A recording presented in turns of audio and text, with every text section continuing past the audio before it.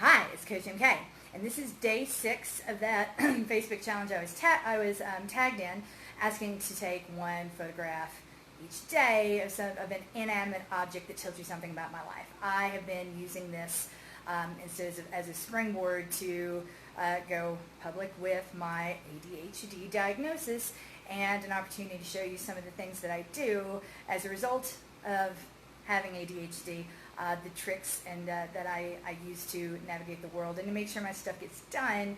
And I thought today I'm going to share another one with you and hopefully change your perspective a little bit about how we view success and failure. Those are really scary words because they're most of the things that a person with ADHD, or at least definitely for me, that I do to not just get through my day, but to get things done. And I pride myself at being known as someone who gets things done.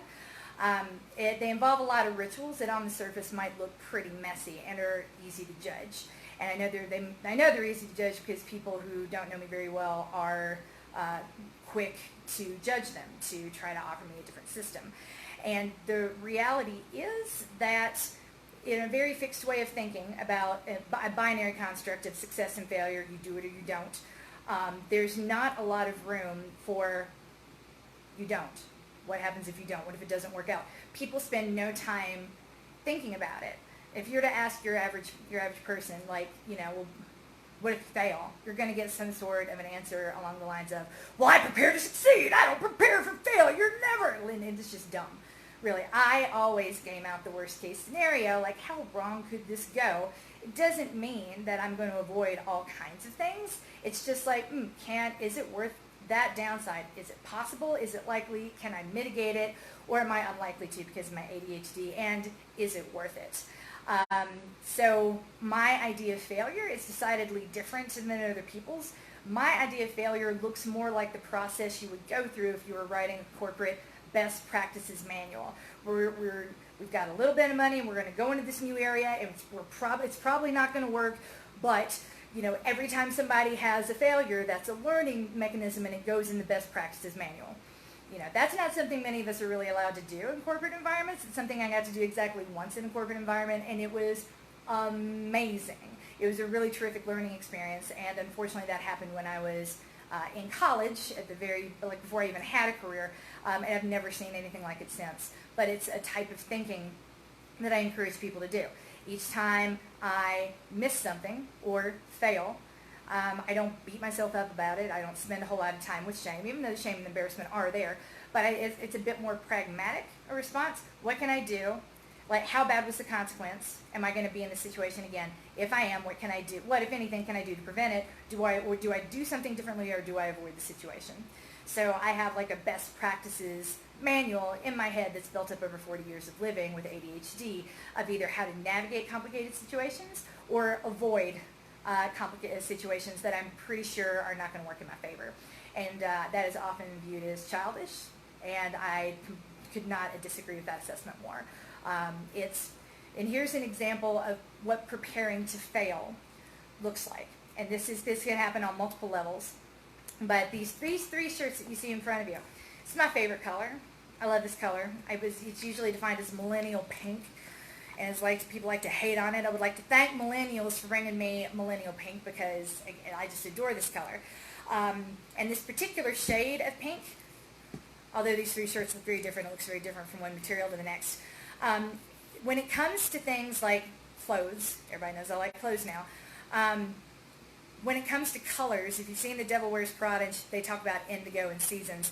If you see a color this season, even if it's a really basic color, you're probably not going to see it again for a very long time. That exact shade will not be making a return in the next season.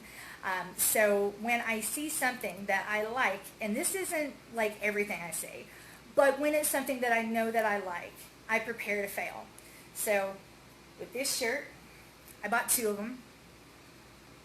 And then I got 2 similar shirts in roughly the same color in slightly different styles.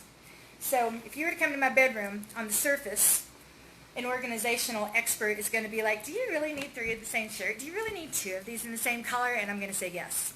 I absolutely do.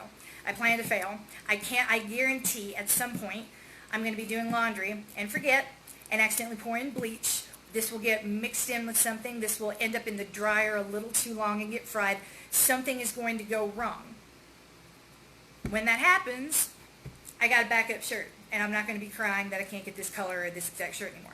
Again, I don't do this with every item. If I have an expensive dress, I don't buy like 2 of them. But for something basic and something simple like this, that's not totally unusual. It might happen 2 or 3 times a year. So this is, again, just another example of something. If your child happens to do this too and say, Mom, like, what if I ruin it and I want 2 of them? Not saying you have to buy it for them every single time. I'm not here to tell you how to spend your money. What I'm saying is that's a really good sign that your kid recognizes, 1, what they like, 2, what their failure point could be with something that they like. That's about as responsible as you can ask for.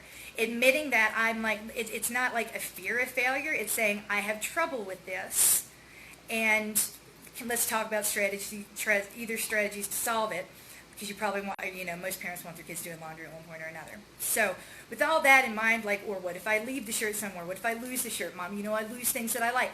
Have that conversation with your kid about maybe, just maybe, it's okay to have 1 or 2 of the thing that they love most or like most. It's not a weakness, and it's not necessarily greed to have 3 of the same color top.